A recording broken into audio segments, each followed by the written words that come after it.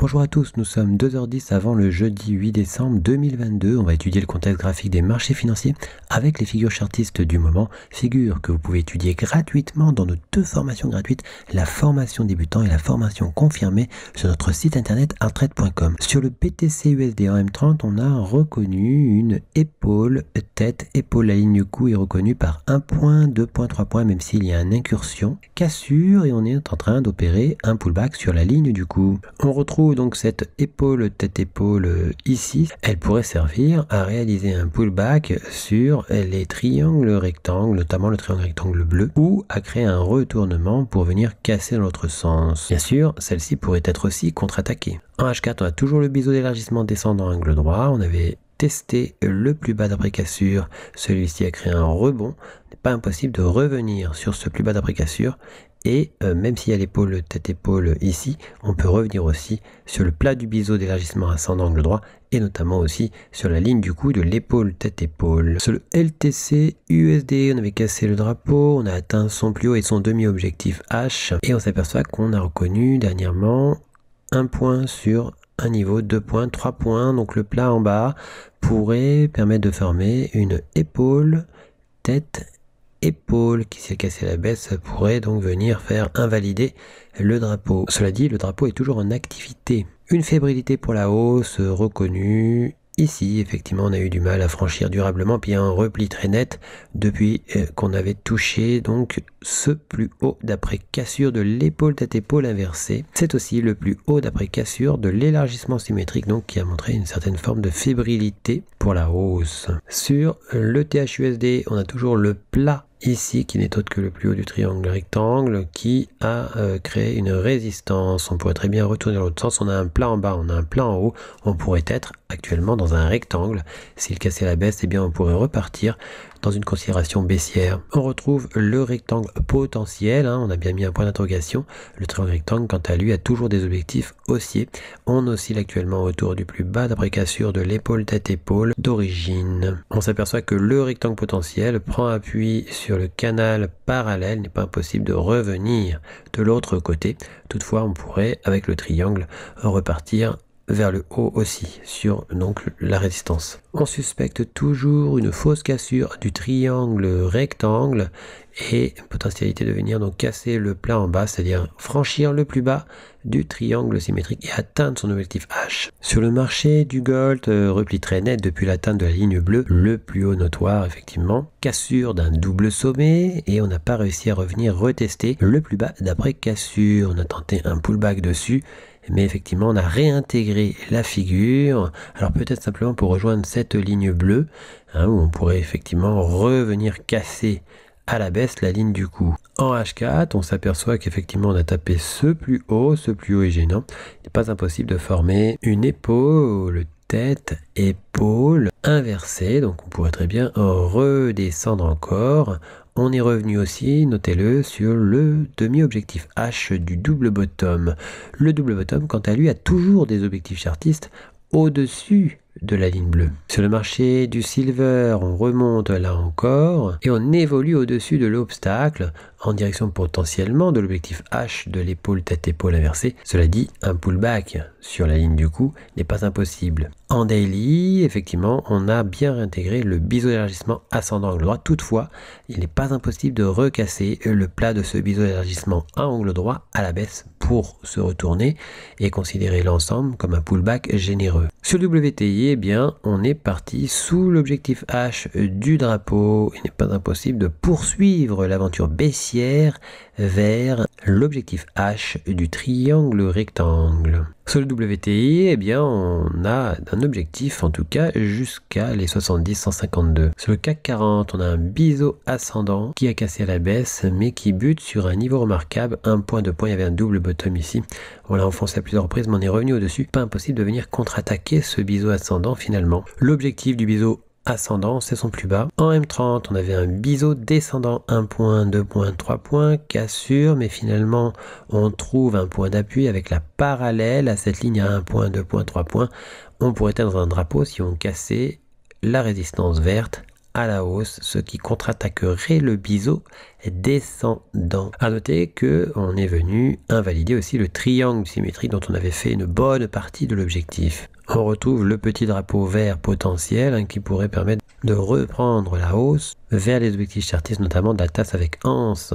On rappelle qu'on a toujours le biseau d'élargissement ascendant angle droit dont l'objectif se trouve encore plus haut. Sur le CAC 40, on pourrait être aspiré sur ce plus haut notoire, ce plus haut remarquable. Sur le marché du DAX, on a ce biseau ascendant qui a cassé à la baisse, mais regardez, on a trouvé un point, 2 points ici. Quand on fait la parallèle, on trouve 1 point, 2 points, et effectivement on pourrait être dans un canal parallèle. Et dans ce cas-là, un retour de l'autre côté du canal parallèle pourrait apparaître, ce qui au passage invaliderait le biseau ascendant. Cela dit, on pourrait très bien aussi faire un simple pullback, donc retour sur le biseau ascendant vert, avant d'aller vers son objectif baissier.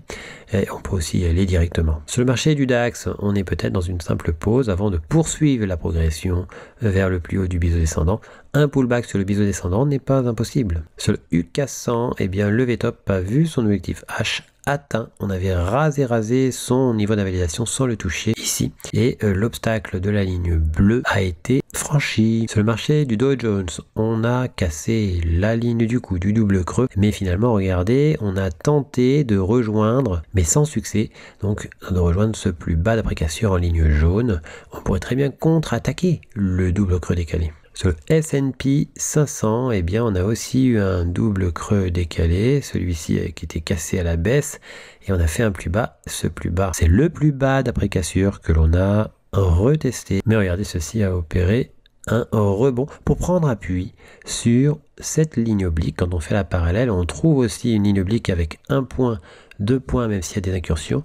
On a donc un canal parallèle qui casse à la baisse, mais attention, une fausse cassure baissière de ce canal parallèle est peut-être en train de se préparer pour qu'on le réintègre et qu'on puisse repartir dans l'autre sens par la suite. Prudence. Sur le S&P 500, on avait à l'origine un triangle rectangle qui donnait des objectifs haussiers. On est venu invalider son niveau d'invalidation et c'est sur ce niveau d'invalidation qu'on hésite actuellement. Attention, une recassure de la ligne du coup de l'ancienne tasse avec anse pourrait permettre un retour de la baisse pour pourquoi pas faire l'objectif H de cette configuration en tasse avec anse. Effectivement, il ne faut jamais écarter les différents scénarios possibles. Sur le marché du Nasdaq, on a formé un biseau d'élargissement descendant angle droit. Il n'est pas impossible de venir casser cette figure à la baisse pour poursuivre la progression baissière qu'il y a depuis les sommets. En H4, on a imaginé ce scénario. Pourquoi? Mais c'est parce qu'on imagine qu'on est dans un drapeau potentiel et que l'on oscille éventuellement pour rejoindre l'autre côté du drapeau, donc le support. On a une parallèle 1 point, 2 points avec des incursions. On n'avait pas réussi à franchir ce plus haut qui n'est autre que le plus haut d'après cassure de la ligne du coup de l'épaule tête-épaule inversée. Celle-ci pourrait finalement se faire invalider par la suite. On pourrait au moins rejoindre le plus bas ici. Sur le Nasdaq, on s'aperçoit qu'on oscille autour de la ligne verte qui est l'ancien support du biseau d'élargissement descendant angle droit et que l'on a donc ce potentiel drapeau si on cassait le support. Dans ce cas-là, on pourrait imaginer un retour sur l'objectif H de ce biseau d'élargissement descendant angle droit. Sur le AUD-USD en H1, on a cassé le biseau ascendant, mais regardez, on a réintégré et on a eu du mal à le casser durablement. On pourrait très bien repartir dans l'autre sens. Cela dit, une recassure du biseau ascendant pourrait apparaître pour aller sur le plus bas de cette configuration. En H1, si on allait sur le plus bas du biseau ascendant, eh bien on pourrait être assez proche de la ligne du coup de l'épaule, tête-épaule inversée. On note qu'on a toujours le drapeau qui est fonctionnel et potentiellement toujours en activité jusqu'à potentiellement sur son objectif H. En daily, on a toujours l'élargissement symétrique qu'on a réintégré, mais on pourrait très bien en ressortir pour aller vers l'objectif H. Sur l'euro CHF, on avait cassé difficilement le triangle rectangle, on a réintégré ce triangle rectangle, mais regardez, on a tenté encore de le casser. Ce n'est pas franc pour l'instant, donc on verra si on réussit à le casser plus durablement pour aller vers ses objectifs. Sur l'euro JPY, on a 1 point, 2 points, 3 points sur la résistance. On pourrait très bien redescendre et faire une incursion sous le support, mais une cassure de la résistance pourrait permettre de positionner des objectifs chartistes haussiers. On attend exclusivement une cassure haussière avant d'envisager quoi que ce soit. Sur l'euro GBP, on a vu ce qui ressemble à une fausse cassure du triangle rectangle. rectangle, donc le plat ici, fausse cassure potentielle, réintégration pour aller de l'autre côté. Cela dit, une recassure n'est pas impossible pour éventuellement rejoindre l'objectif H du V-top d'origine. Sur le USD-CAD, on a pris appui sur la ligne du coup de l'épaule tête-épaule inversée. On est revenu sur le demi-objectif H. On pourrait poursuivre jusqu'à l'objectif H. Dans ce cas-là, cela nous amènerait pas loin du niveau d'invalidation de l'épaule tête-épaule. Attention, on pourrait très bien aussi revenir casser à la baisse l'épaule tête-épaule. Le drapeau, quant à lui, a été invalidé. Sur le GBP-NZD, on a du mal à franchir le plus bas du triangle symétrique qui sert vraiment d'un obstacle assez puissant depuis quelques temps. Il n'est pas impossible de contre-attaquer le triangle symétrique pour venir faire un pullback sur l'épaule tête-épaule. Sur le USD-JPY, pas de changement, on a toujours les objectifs chartistes de la tasse avec anse. Sur l'euro-dollar, eh bien on avait atteint l'objectif H du drapeau mauve, on a un nouveau drapeau, le drapeau jaune, qui pourrait éventuellement casser à la hausse. Cela permettrait de donner des objectifs chartistes haussiers pour pourquoi pas rejoindre le triangle symétrique weekly. Sur le AUD-CHF, on a quasiment invalidé le drapeau, mais regardez, on est revenu quand même au-dessus de sa résistance. On pourrait très bien encore repartir à la hausse vers les objectifs chartistes de la configuration, et dans ce cas-là, on pourrait alors considérer que l'on ait créé un double bottom avec un bottom ici et un autre bottom ici. Pour l'instant, ce n'est pas le cas. La ligne du coup du double bottom serait ce plus haut. Sur l'euro AUD, on a tapé ce plus haut, puis il y a une réaction de repli. On pourrait continuer à la hausse. Toutefois, on s'aperçoit que le plus haut du drapeau vert n'est autre que le dernier plus haut d'après cassure du double creux et que on a du mal à le franchir. Sur le AUD-JPY, on n'est pas parvenu à venir casser la ligne du coup de l'épaule tête-épaule potentielle. On s'aperçoit que il y a un combat autour de la résistance du drapeau mauve. Ce drapeau mauve pourrait très bien se réactiver pour contre-attaquer la potentialité de l'épaule tête-épaule. Le GBP-JPY, on attend toujours une recassure de la ligne du coup du double bottom pour voir les cours atteindre cette ligne mauve qui n'est autre que le plus haut de ce triangle rectangle weekly. Sur le NZD-JPY, eh bien on a eu du mal à franchir durablement le drapeau rose. On pourrait venir casser la ligne du coup du double bottom pour la recasser effectivement et casser le plus haut ici. Dans ce cas-là, ça ouvrirait le chemin vers l'objectif du biseau descendant. Pour recevoir gratuitement les nouvelles figures chartistes en notification, vous allez sur le site internet, vous cliquez sur Analyse VIP. Une fois que vous êtes sur Analyse VIP, vous cliquez sur S'abonner et puis vous n'aurez plus qu'à vous inscrire.